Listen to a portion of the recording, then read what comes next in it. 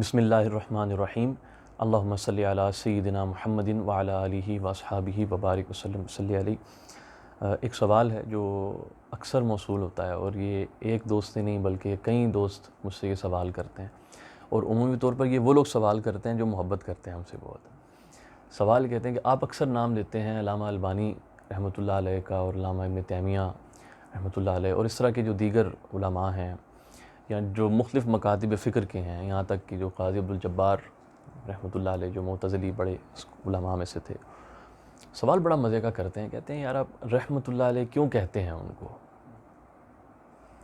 کیا خیال ہے؟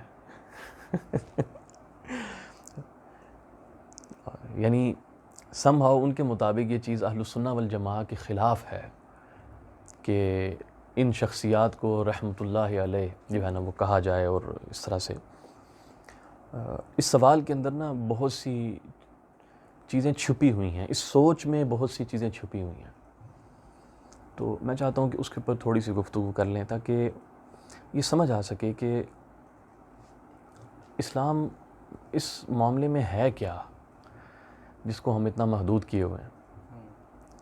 تو سب سے پہلے تو میں یہاں سے بات شروع کرتا ہوں کہ ہم جس ذات پر ایمان رکھتے ہیں اور جس ذات کے کہنے پر اللہ پر ایمان رکھتے ہیں اور ہر چیز پر ایمان رکھتے ہیں، وہ رحمت للعالمین ہے، یعنی تمام جہانوں پر رحمت۔ اچھا لفظ عالمین ہو گیا تو اس کے اندر رحمت للمسلمین یا رحمت للاہل سنہ والجماعہ یا رحمت للشیعہ کسی گروہ کا ذکر نہیں ہے، ٹھیک ہے؟ یہاں تک کہ صرف ایک مسلمانوں کا بھی ذکر نہیں ہے، پوری کائنات کا ذکر ہے۔ یعنی جہاں جہاں اللہ سبحانہ و تعالیٰ کی رحمت ہے وہاں آقا کریم صلی اللہ علیہ وسلم کی رحمت بھی موجود ہے، اور آپ اس چیز کے لیے اللہ سبحانہ و تعالیٰ کی رحمت کی ایک مینیفیسٹیشن ہے، ٹھیک ہے؟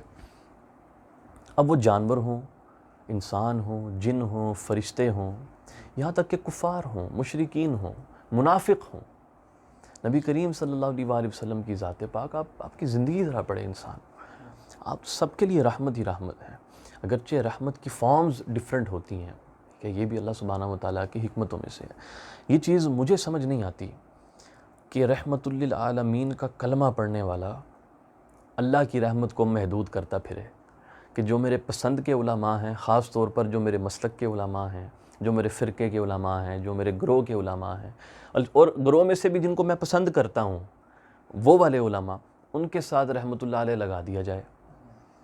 اس کے علاوہ اگر کسی نے زندگی میں میری مخالفت کر دی، میرے شیخ کی مخالفت کر دی، میرے گروہ کی مخالفت کر دی، اس کو میں نکال دوں رحمت اللہ علیہ سے، بس میں نے اس کے اوپر یہ کلمہ دعائیہ کلمہ پڑھنا ہی نہیں ہے۔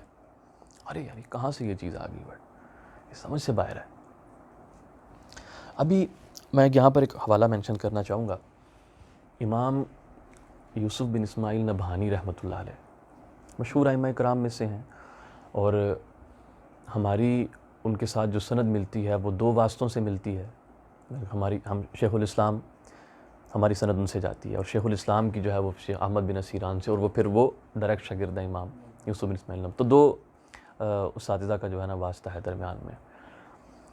آپ بہت سخت تھے اہل السنہ والجماعہ کے مسائل کو لے کر۔ آپ کی کتاب ہے شواہد الحق، جو آپ نے استغاثہ کے موضوع پر لکھی ہے، اور استغاثہ کا موضوع جب بھی ڈسکس ہوگا اہل السنہ والجماعہ میں تو لازمی سی بات ہے کہ علامہ ابن تیمیہ تو آئیں گے بیچ میں، کیونکہ انہوں نے اختلاف کیا ہے اہل السنہ والجماعہ سے اس مسئلے پر۔ اسی کتاب کے اندر، اور کتاب رد میں چل رہی ہے، اور علمی رد ہو کمال کا رہا ہے۔ جب علمی رد ہوتا ہے تو آپ کو پتہ ہے کہ پھر جب علم والا آدمی تو پھر کاٹ دیتا ہے، جو دلائل ہوتے ہیں اس کے سامنے۔ ایک مقام پر آ کر فرماتے ہیں، بالکل اپنی کتاب کے ابتدا میں ہی ایک مقام پر ذکر کرتے ہیں کہ میں نے 27ویں رمضان المبارک کو میں نے خواب دیکھا، اور اس میں میں نے امام تقی الدین سبکی رحمۃ اللہ علیہ اور علامہ ابن تیمیہ رحمۃ اللہ علیہ کی زیارت کی۔ نبھانی فرما رہے ہیں، اچھا، اور فرماتے ہیں کہ میں نے دیکھا کہ جو سبکی ہیں غالباً اگر مجھے صحیح یاد پڑتا ہے تو براؤنش کلر ہے ان کا، اور ان کے چہرے کے اوپر جو فرماتے ہیں کہ ہیبت اور وقار ہے، یہ لفظ استعمال کیا انہوں نے، ہیبت اور وقار ہے امام سبکی کے چہرے پر، اور ان کے آگے علامہ ابن تیمیہ بیٹھے ہوئے ہیں، ان کو ڈیفائن کرتے ہیں ابن تیمیہ کو، ان کو وہ کیسے تھے؟ کہتے ہیں کہ خوبصورت چہرے والا، خوبصورت جسم والا، جس کے اوپر علم کی ہیبت تھی. اندازہ کرو یار, خوبصورت چہرے اور خوبصورت جسم, جس کے اوپر علم کی ہیبت تھی, اور میرا دل چاہا کہ میں اس کے ہاتھ چوموں. بھانی کیا کہتے ہیں, اس کے ہاتھ چوموں. اور پھر آگے کہتے ہیں کہ شاید مجھے یاد پڑتا ہے, ٹھیک ہے, میرا غالب گمان یہ کہتا ہے کہ میں نے ان کے ہاتھ بھی چومے. This is what he writes. Okay, کہتے ہیں کہ اس وقت میرے ذہن میں وہ چیزیں جو ان مسائل کو لے کر تھیں وہ نہیں چل رہی تھیں.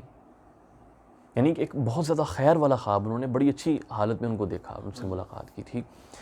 اور پھر آپ فرماتے ہیں کہ تھوڑا آگے جا کے آپ لکھتے ہیں اس میں کہ یہ وہ آدمی ہے ابن تیمیہ کے بارے میں. اچھا میں بتا دوں یہ مخالف ہے, میں شروع میں واضح کر دیا نا کہ موضوع ہی وہ چل رہا ہے جو ابن تیمیہ کے خلاف رد ہو رہا ہے, رائٹ.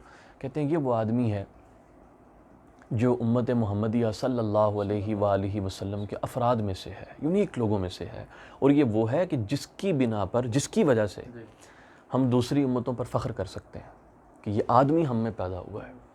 یہ کہنے کے بعد آپ پھر آگے پھر آپ لکھتے ہیں کہ اگر یہ ایسا مقام ہے اس کا, لیکن معصوم عن الخطا نہیں ہے. 2-3 مسائل کے اوپر زیارت جو ہے روضہ رسول صلی اللہ علیہ وسلم کی, وہ معاملہ اور استغاثہ وغیرہ کے مسائل کے اندر ان سے فحش قسم کی غلطی ہوئی ہے, اس میں ہم اس سے ایگری نہیں کرتے. پھر آگے اپنے کلام کو وہ جاری رکھتے ہیں. یعنی ایک ادب دیکھو یار کیا ہے.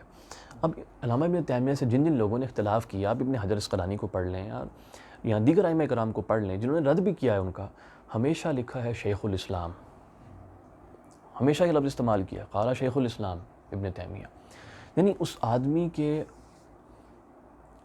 علم پر کسی کو شک نہیں ہے اور اس آدمی کی جلالت پر کسی کو شک نہیں ہے.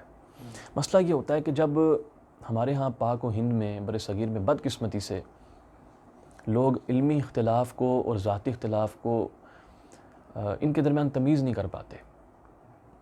جب کوئی علمی اختلاف ہوتا ہے تو پہلی کوشش یہ ہوتی ہے کہ اس آدمی کی پرسنالٹی پر اٹیک کر دیا جائے, ذات پر حملہ کیا جائے. علم تو اکثر تو وہ ہے جو علم پر بات بھی نہیں کر سکتے, رائٹ. جب وہ نہیں کر سکتے تو ایک ہی چیز بچتی ہے, وہ کیا, شخصیت پہ اٹیک کرے. اچھا یہ کیا ہے, یہ کفار کا کردار ہے. یہ کردار تو کفار کا ہے. کیسے؟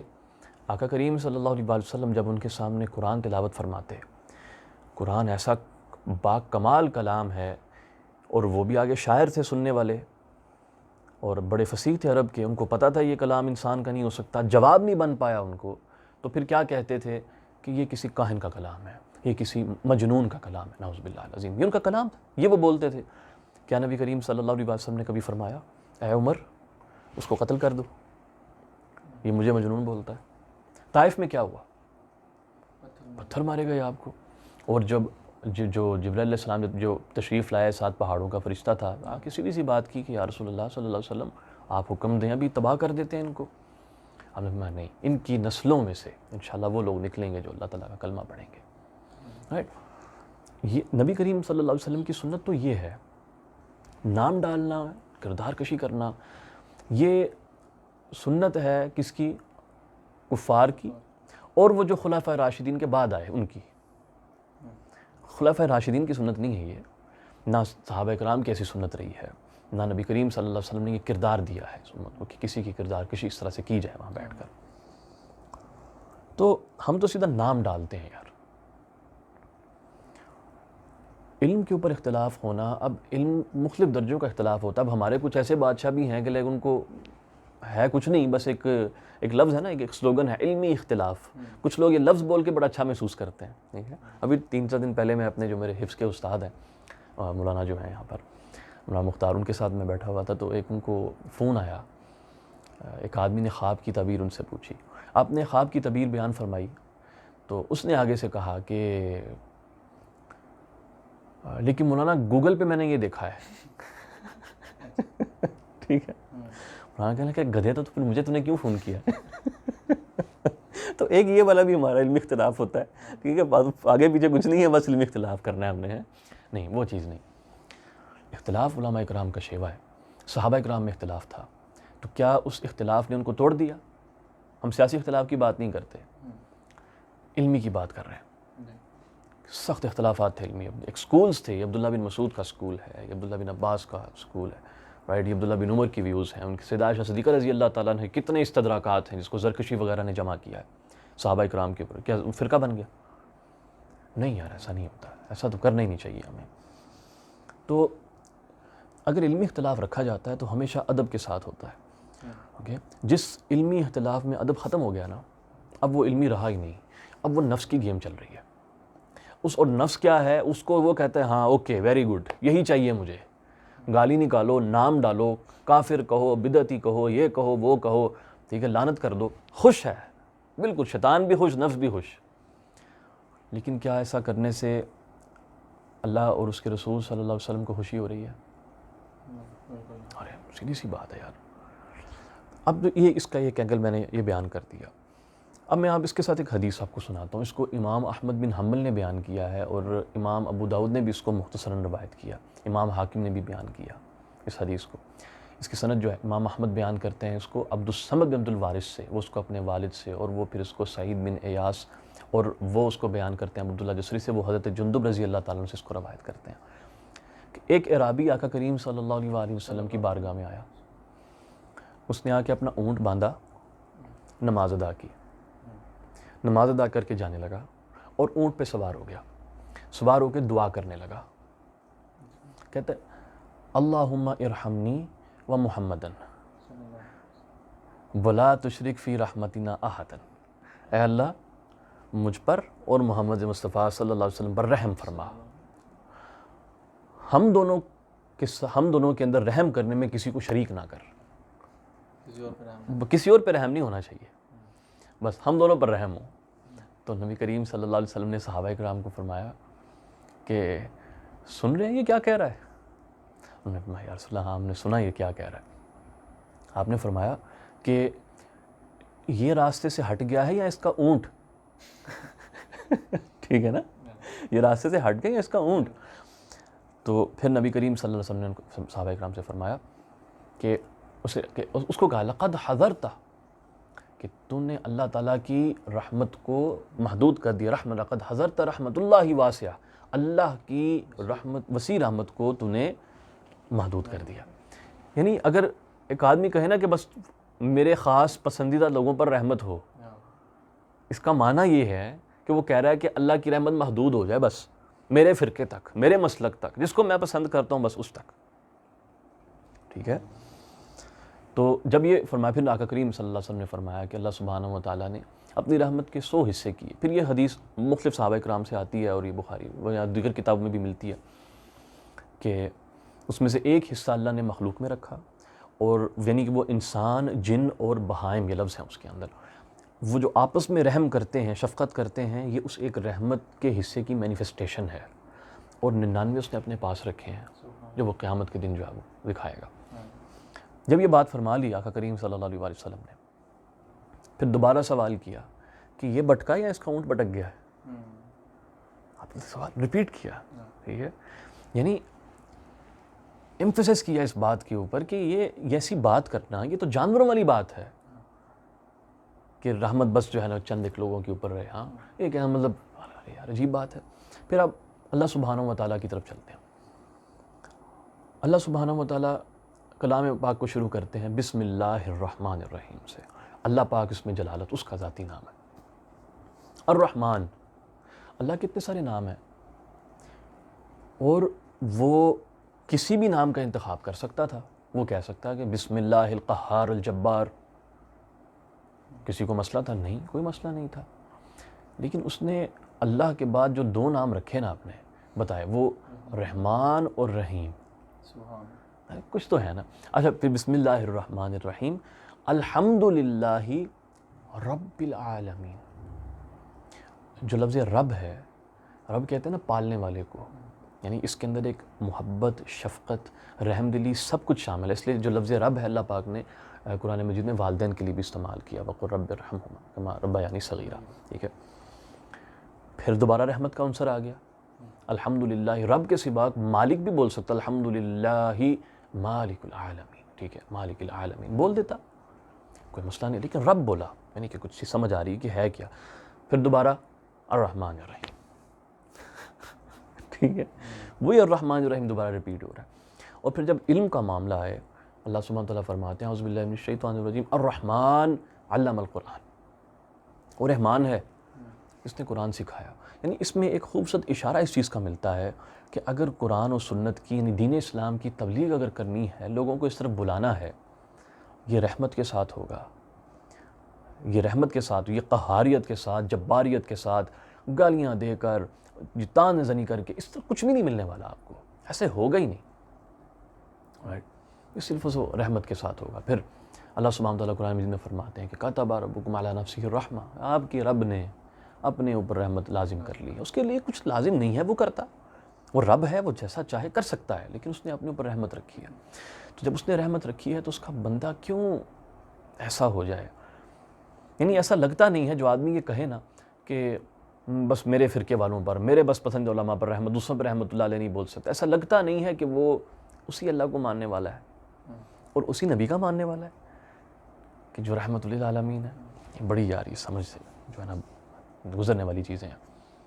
پھر جب آپ کہتے ہو کہ اب اس کے اوپر رحمت نہ بھیجو، یہ کہنا ان کے لیے آسان ہے، لیکن اگر کوئی کہنا لعنت بھیجے ان کے اوپر، گالی دے دے، ان کو تب محسوس نہیں ہوتا،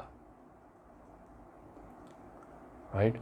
اب اکثر دیکھو لعنت کر دیتے ہیں ایک دوسرے پہ، فیس بک کے اوپر یا یوٹیوب پہ، جہاں پر بھی لوگ کمنٹ کرتے ہیں، سوشل میڈیا پہ ایک تماشا ہے، کوئی بات نہیں سمجھ آ رہی، کوئی اختلاف ہو رہا ہے کوئی تھوڑا بہت، لعنت ہو تم پر، استغفر اللہ یار، کیسی بات کرتے ہو؟ اور لعنت کا مطلب کیا ہے؟ معنی وہی ہے کہ اللہ کی رحمت تجھے نہ ملے، معنی اس کا وہی ہے، رائٹ؟ اور نبی کریم صلی اللہ علیہ وسلم نے کیا فرمایا؟ جس نے اپنے بھائی پر لعنت کی گویا اس نے اس کو قتل کر دیا۔ اللہ اکبر۔ اور نبی کریم صلی اللہ علیہ وسلم نے کیا فرمایا کہ مسلمان کو گالی دینا فسق ہے اور اس کے ساتھ قتال کرنا کفر ہے، یعنی یہ کنفرم گناہ ہے، کنفرم گناہ ہے، اور جس کے ہم جگڑ رہے ہیں ہو سکتا ہے کہ وہ ایک مستحب لیول کا مسئلہ ہو، مستحب لیول کا مسئلہ ہو، ٹھیک؟ چلے مثال کے طور پہ انگوٹھے چومنا لے لو، ایک مثال لے لیتے ہیں، ٹھیک؟ ہمیں بھی پتہ ہے کوئی حدیث نہیں ہے اس باب میں، کوئی سند نہیں ہے اس چیز کی، ٹھیک ہے؟ نہیں کر رہا کوئی، اگر میکسیمم وہ کیا کر رہا ہے؟ ایک مستحب کا انکار کر رہا ہے جو تمہارے نزدیک مستحب بنتا ہے، ٹھیک ہے، اچھا عمل ہے، کرے، نبی کریم صلی اللہ علیہ وسلم کی تعظیم کرتا ہے۔ ایک مستحب کے پیچھے تم کسی کو گالی دو گے؟ یعنی ہم ایک چھوٹے درجے کے عمل کے جس کو کرنے سے ہو سکتا ہے فائدہ ہو اور نہ کرنے سے تو کوئی نقصان ہوگا ہی نہیں سرے سے، اس کی وجہ سے کسی کو گالی دیں، کسی پہ لعنت کریں۔ اور یہ اب جتنے مسائل پہ امت جھگڑ رہی ہے نا، ان کی اکثریت یہی ہے کہ وہ مستحب درجے کے مسائل ہوتے ہیں، تھوڑے سے اوپر نیچے درجے کا، وہ ایسا کوئی مسئلہ نہیں ہوتا جس سے بندہ اسلام سے خارج ہو جائے۔ اور یقین کرو ایسے بھی ہیں کئی ایسے مسائل کہ جس میں بندہ سنت سے بھی خارج نہیں ہوتا، اس کے اوپر جھگڑ رہے ہیں یار۔ اس کے اوپر میں ایک چیز میں بیان کرنا چاہوں گا، دیکھیں اللہ سبحانہ و تعالیٰ نے سورۃ العصر میں کیا فرمایا؟ اعوذ باللہ من الشیطان الرجیم، والعصر ان الانسان لفی خسر، زمانے کی قسم بے شک انسان خسارے میں ہے۔ اچھا کہہ کو رہا ہے، یہ کس نے بات کی یہ والی؟ اللہ سبحانہ و تعالیٰ نے۔ اور اللہ سبحانہ و تعالیٰ جب کوئی بات کرتے ہیں وہ محیط ہوتی ہے، سمجھ رہے ہو؟ کوئی اس بات سے باہر نہیں نکل سکتا جہاں تک کہ اللہ سبحانہ و تعالیٰ کوالیفائر استعمال نہ کرے، وہ خود نہ بتائے کہ کون اس سے باہر ہے۔ بائی ڈیفالٹ بتا دیا کہ انسان خسارے میں ہی ہے بھائی، اور زمانے کو گواہ بنا دیا اس کے اوپر، کیونکہ زمانہ ہی ہے نا جو دیکھ رہا ہے کہ انسان خسارے میں چل رہا ہے، رائٹ؟ آگے فرمایا الا الذین آمنوا، وہ ایمان لائے، وعملوا الصالحات، ایمان لائے اور عمل صالح کیے۔ حق اور صبر تو بعد میں ہے، ہم حق کی باتیں کرتے ہیں، پہلے رکو ذرا، پہلے ذرا دو چیزیں پہلے ہیں، ذرا ان پہ گفتگو کر لیں۔ وہ کیا ہے؟ ایمان اور عمل صالح، اس کے درمیان کوئی تیسری چیز ہے؟ دو ہی ہیں، ایک ایمان اور عمل صالح ہے۔ جو چیز ایمان تو چلو بحمد اللہ تعالیٰ جس نے کلمہ پڑھ لیا وہ ایمان رکھتا ہے، عمل صالح جب تک نہیں ہے آپ حق اور صبر کی تو بات ہی نہیں کر سکتے، وہ تو آگے سٹیجز ہیں۔ بدگمانی کرنا کیا یہ عمل صالح ہے؟ اللہ پاک ان بعد الظن اسم، بعض گمان تو گناہ ہوتے ہیں، اور اس کی ایک تفسیر یہ بھی بن سکتی ہے واللہ عالم کہ جو ہم لوگوں کے بارے میں گمان کرتے ہیں اس کا بعض کرنا بھی گناہ ہے، اس کا تھوڑا سا کرنا بھی گناہ ہے، یہ بھی تفسیر ممکن ہے، لیکن اکثریت نے وہ اختیار کی نہ بعد الظن اسم، اور پھر نبی کریم صلی اللہ علیہ وسلم کی حدیث بھی ہے اس کے اوپر۔ لیکن کیا ہے، ہم نے جب کسی کی بات سننی ہے، پہلی اٹیمپٹ ہم نے یہ کرنی ہے یہ آدمی بدعتی ہے، یہ آدمی یہ ہے، آدمی یار آپ کبھی اس آدمی کے ساتھ بیٹھے ہیں؟ آپ نے کبھی سنا ہے اس کو؟ کبھی آپ نے اس سے گفتگو کی ہے کہ یار آپ نے ایسے ایسے کوئی مسئلہ بیان کیا ہے تو آپ نے یہ کیوں کیا ہے؟ ارے یار کیا کرتے ہیں، سیدھا ہی اب حملے شروع کر دیتے ہیں ڈائریکٹلی۔ ان میں سے کوئی چیز عمل صالح ہے؟ اچھا کہ دین کے نام پہ نفرت کرنے کو عمل صالح بولتے ہیں۔ نبی کریم صلی اللہ علیہ وسلم نے دین کے نام پہ نفرت کرنا نہیں سکھایا۔ جو لوگ یہ لوگوں سے نفرتیں کرنے کو دین کا نام دیتے ہیں نا، ان کو چاہیے ذرا علاج کروا لیں تھوڑا سا، کہ یہ نفس تو نہیں ہے اندر سے؟ کسی اللہ والے کے پاس بیٹھیں، وہ بتائے گا کہ یہ دین کے نام پہ کام ہو رہا ہے یا نفس کے نام پہ کام ہو رہا ہے۔ It's very difficult to differentiate. Game ساری نفس کی ہے، غصہ نفس کا ہے، بد اخلاقی اندر ہے، ٹھیک ہے، بغض حسد اپنی بیماری ہے، اور پردہ ہم نے اوپر دین کا لگایا ہوا ہے، یہ دین کے نام پہ یہ چل رہا ہے، دفاع دین ہو رہا ہے یہ۔ تو بدگمانی کرنا عمل صالح نہیں، گالی دینا، لعنت کرنا، ان میں سے کوئی ایک عمل صالح ہے تو پھر تو خسارے میں ہی ہے۔ اور میرے دوست، آخر میں یہ علم کام نہیں آنا۔ آپ کتنے بڑے امام تھے، کتنے بڑے محدث تھے، کتنے بڑے مفسر تھے، آپ نے کتنے لوگوں سے مناظرے کر لیے، آپ کی یوٹیوب کے کتنے لاکھ ویوز ہو گئے، کتنے لوگ آپ کے ہاتھوں پہ مرید ہو گئے، کچھ بھی نہیں کام آنا۔ ایمان، عمل کیا لے کر آئے ہو؟ کیا لے کر آئے ہو؟ کیا یہ کہو کہ اللہ میں نے اس سے فلاں مناظرے کیے؟ اللہ کو کوئی کیا کیا تم نے؟ یہ تم بتاؤ، تم نے جب مناظرے کیے تو یہ گالی جو دی تھی یہ کس کھاتے میں جائے گی؟ یہ جو بدگمانیاں کی تھی یہ کس کھاتے میں جائی تھی؟ اور مناظروں کے اندر تو ویسے بندہ حق چھپا جاتا ہے، ٹھیک ہے، وہ کدھر جائے گا؟ اللہ ڈرنا چاہیے یار۔ تو جب نبی کریم اب میں ایک سوال پوچھتا ہوں کہ کیا کوئی ایسی چیز ہے جو نبی کریم صلی اللہ علیہ وآلہ وسلم نے ہمیں جو دین میں ہو اور نبی کریم صلی اللہ علیہ وسلم نے نہ بتائی ہو؟ کوئی بھول گئے ہیں کوئی چیز بتانا، کوئی رہ گیا ہو؟ تو پھر جس پر خاموشی ہے، جھگڑا کیوں ہے؟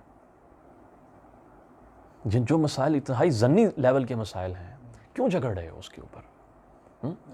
اب ہمیں دیکھنا ہے کہ ہمیں کوئی جملہ بولنا ہے نا، جب میرے اس جملے سے امت کو فائدہ ہوگا یا امت کو نقصان ہوگا،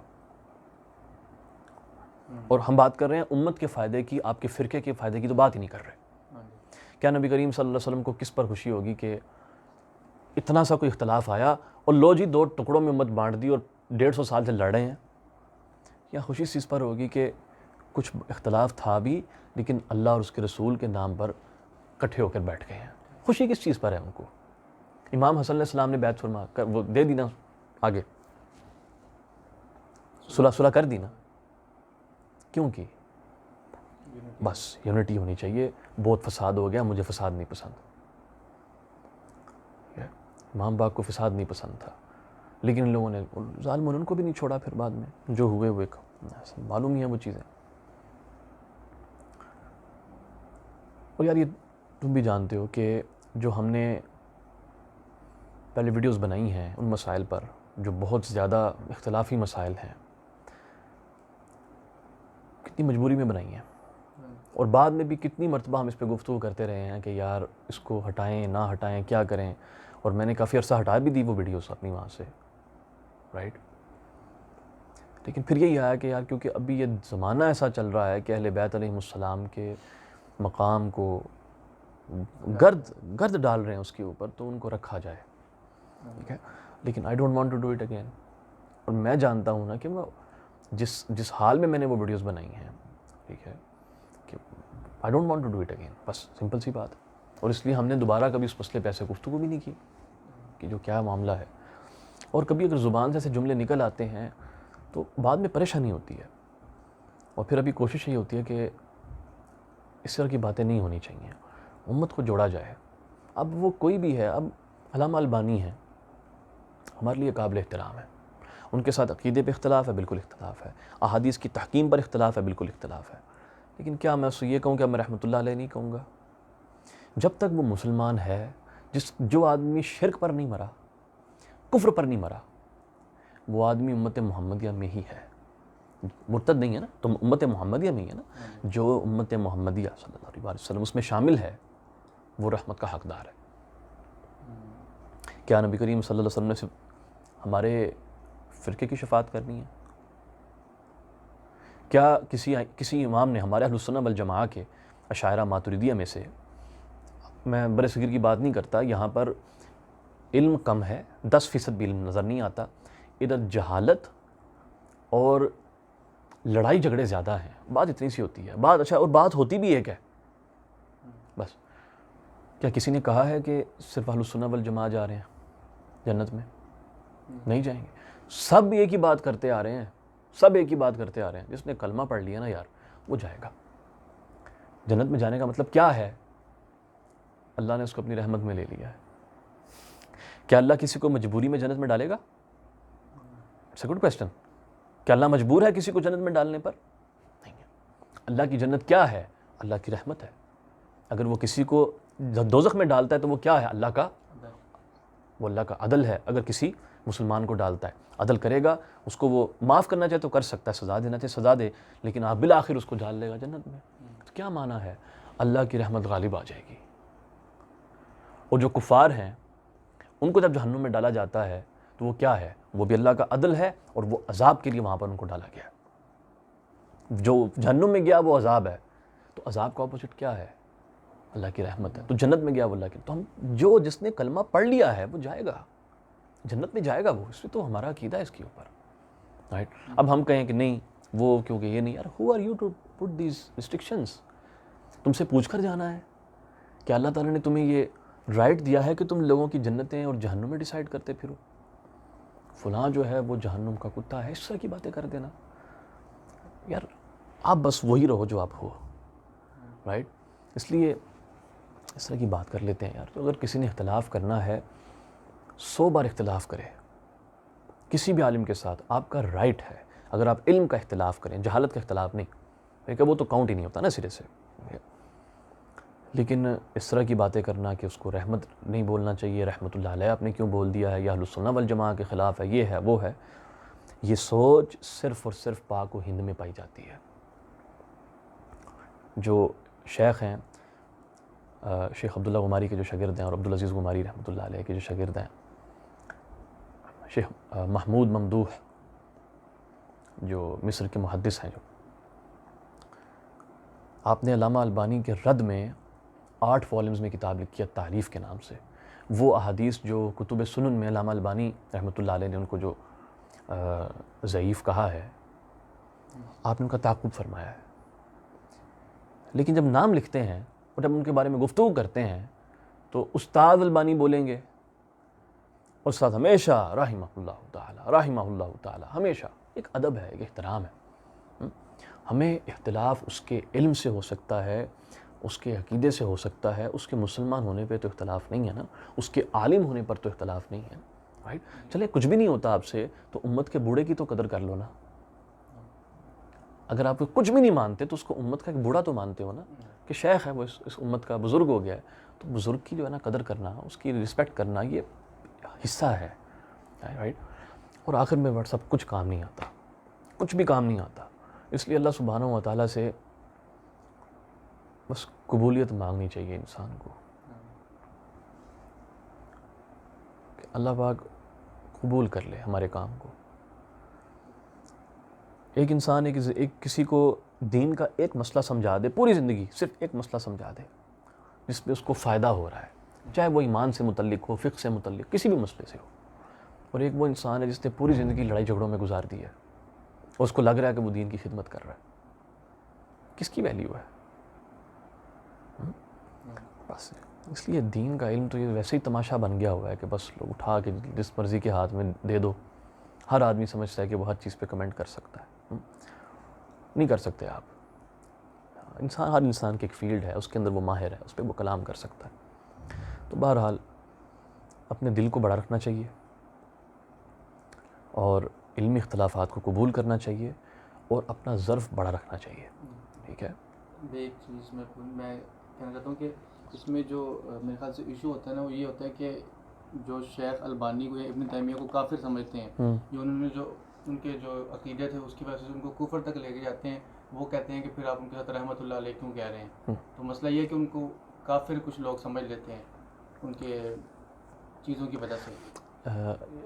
کافر ان کو جو لوگ سمجھتے ہیں ان کی اکثریت نہیں ہے، بہت تھوڑے سے لوگ ہیں، بہت تھوڑے سے لوگ ہیں، اور ان میں یوں سمجھ لو کہ شدت پائی جاتی ہے یا ان کی کچھ کج فہمی ہے جس کی وجہ سے وہ کافر کا قول کرتے ہیں، ورنہ ہماری تاریخ میں ایک دو، میں یہ نہیں کہوں گا کہ کسی نے بھی ایسا نہیں کہا کہ ان کو ایسے فتوے نہیں لگائے ہوئے، لیکن بہرحال جب فتوے لگائے جاتے ہیں وہ لوگ پھر ان کو کوٹ بھی کرتے ہیں۔ دوسرے میں نے حوالہ دیا ابن حجر عسقلانی وغیرہ کا، ٹھیک ہے، کسی نے تکفیر کی ہے اگر علامہ البانی کی اور ابن تیمیہ کی، تو کیا وہ تکفیر ہم سب کے لیے حجت ہو گئی ہے؟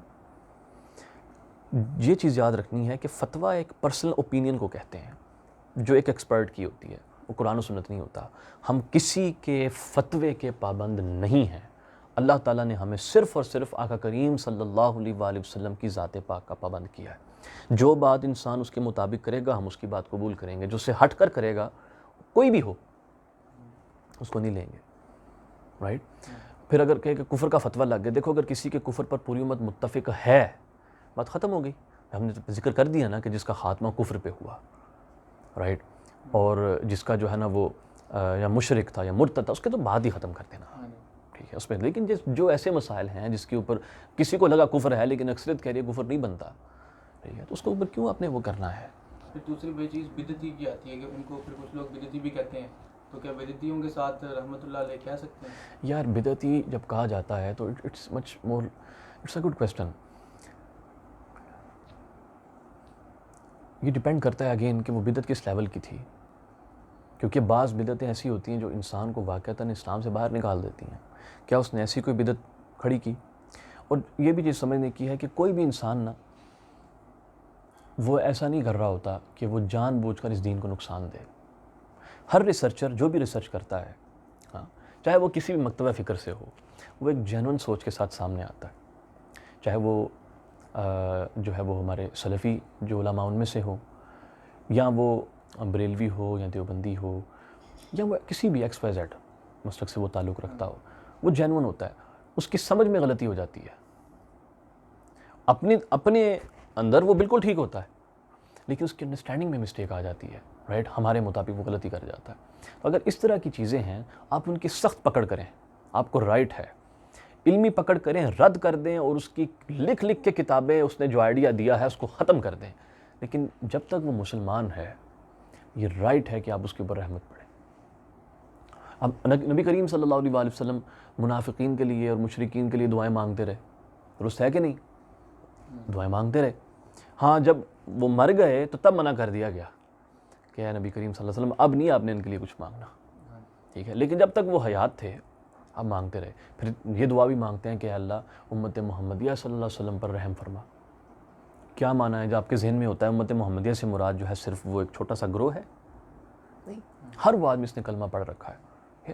علمی اختلاف کریں، دل کھول کے رد کریں، بدتمیزی نہ کریں، ٹھیک ہے، بدتمیزی نہ کریں، اور ادب و احترام سے بات کریں۔ اگر آپ ادب سے بات کریں گے تو بات دل میں اترے گی، بات لوگ سنیں گے بھی۔ اگر لڑائی جھگڑے کرنے ہیں تو یار ایسا کوئی فائدہ نہیں، اس چیز کا کوئی فائدہ ہے ہی نہیں، رائٹ۔ اس کے ساتھ میں چلو ایک اس سے ملتے یہ بھی میں چیز بتاتا چلوں، بعض مجھے یہ بھی بولتے ہیں کہ یار آپ فلاں عالم کو جو ہے نا بہت پسند کرتے ہیں، کسی ایکس وائی زیڈ کا نام لے لیں، آپ تو حنفی ہیں، آپ اپنے نام کے ساتھ حنفی لکھتے ہیں، ٹھیک ہے، اور بعض مجھے اپنے نام سے حنفی ہٹا دو، یار آپ کی جاگیر ہے، کیا ہے؟ ٹھیک ہے، الحمدللہ تعالیٰ ہم امام ابو حنیفہ رضی اللہ تعالیٰ عنہ کے منہج کو فالو کرنے والے لوگ ہیں، ہم حنفی ضرور ہیں، اندھے نہیں ہیں، ٹھیک ہے، اور حنفی ہونے کا مطلب یہ نہیں ہے کہ جس نے بھی حنفیت کے نام پر جو بھی غلط بات بھی کر دیا اس کا بھی دفاع کرتے پھریں، نہیں، وہ والے حنفی نہیں ہیں کہ جو ہر غلط کا دفاع کریں گے، نہیں۔ اور حنفی ہونے کا مطلب کیا ہے؟ حنفی ہونے کا مطلب یہ ہے کہ قرآن اور سنت کو سمجھنے کے لیے انسان کو ٹولز ریکوائرڈ ہوتے ہیں، ایک منہج چاہیے ہوتا ہے، ٹھیک ہے، ایک طریقہ چاہیے کہ یہ پرنسپلز ہیں جن کے مطابق میں قرآن و سنت کو سمجھتا ہوں، ان پرنسپلز میں ہم امام اعظم ابو حنیفہ رضی اللہ تعالیٰ عنہ کی اقتداء کرتے ہیں۔ انہوں نے جو قوانین بنائے ہیں، پرنسپلز بنائے ہیں، اس کو ہم دل سے زیادہ قریب سمجھتے ہیں اور یہ سمجھتے ہیں کہ وہ حق کے زیادہ قریب ہیں، اور اس کے مطابق ہم قرآن و سنت کو سمجھنے کی کوشش کرتے ہیں۔ حنفی کا ہونے کا مطلب یہ نہیں ہے کہ ان کے اوپینین کو قرآن و سنت کے برابر رکھتے ہیں یا اس کے مقابلے میں لے کر آتے ہیں، استغفر اللہ العظیم، کسی نے ایسی بات نہیں کی، ٹھیک ہے۔ تو بھئی میرا حنفی ہونا اور میرا دیگر علماء کرام کے ساتھ بیٹھنا جو حنفی نہیں ہیں یا انہوں نے حنفیوں کے خلاف لکھا ہے، ان کا رد کیا ہے، اس میں کیا ہے یار، اس میں کیا فرق پڑتا ہے؟ امام بہقی کو دیکھ لو، کون سا آدمی ہے جو حدیث پڑھے اور کہے کہ میں امام بہقی کی کتب سے مستغنی ہوں، مجھے ضرورت نہیں ہے؟ بتائیں نا انہوں نے کیا کیا ہے پھر حناف کے دلائل کے ساتھ؟ رد نہیں کرتے۔ امام زیلی نے لکھا ہے کہ جب حنفیوں کی باری آتی ہے تو امام بہقی متشدد ہو جاتے ہیں۔ امام نووی رحمۃ اللہ علیہ بھی ایسے ہیں، جب ان کے احکام کے اوپر جب لکھتے ہیں تو جو حنفیہ کے دلائل ہوتے ہیں اس کو وہ ضعیف کر دیتے ہیں۔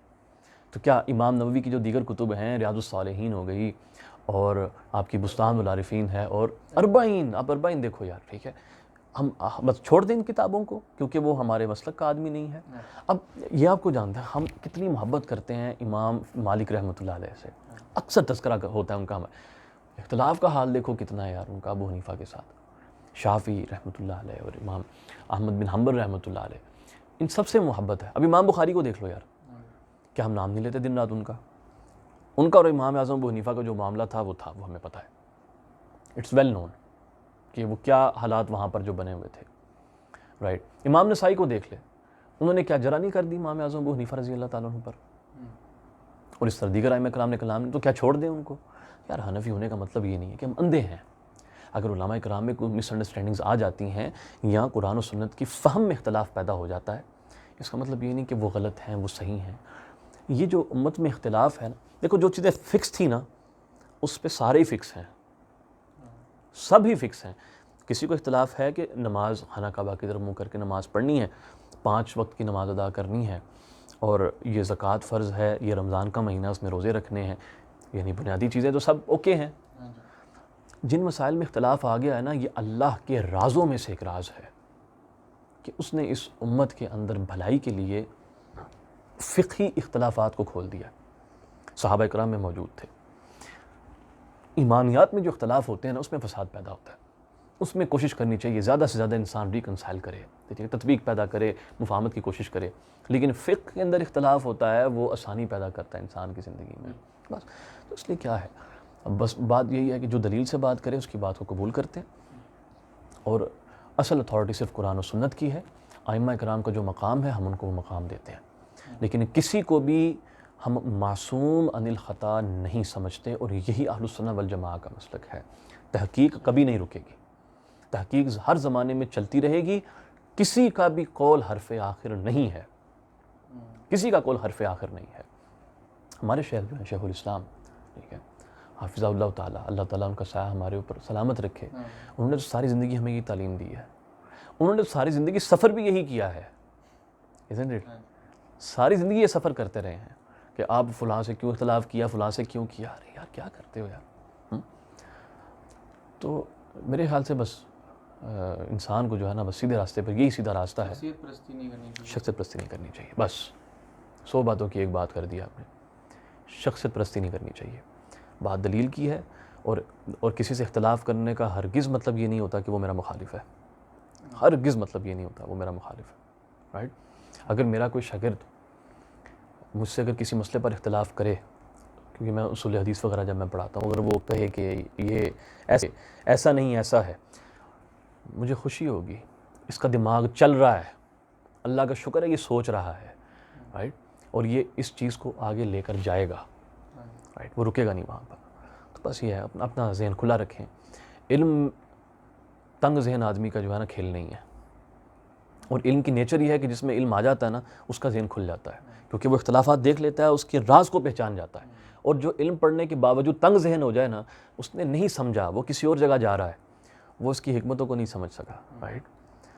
تو بس یہی ہے، اس لیے اب کوئی مسئلہ نہیں ہے، دعا کریں، تمام امت محمدیہ صلی اللہ علیہ وسلم کی دعا کرنی چاہیے، رائٹ۔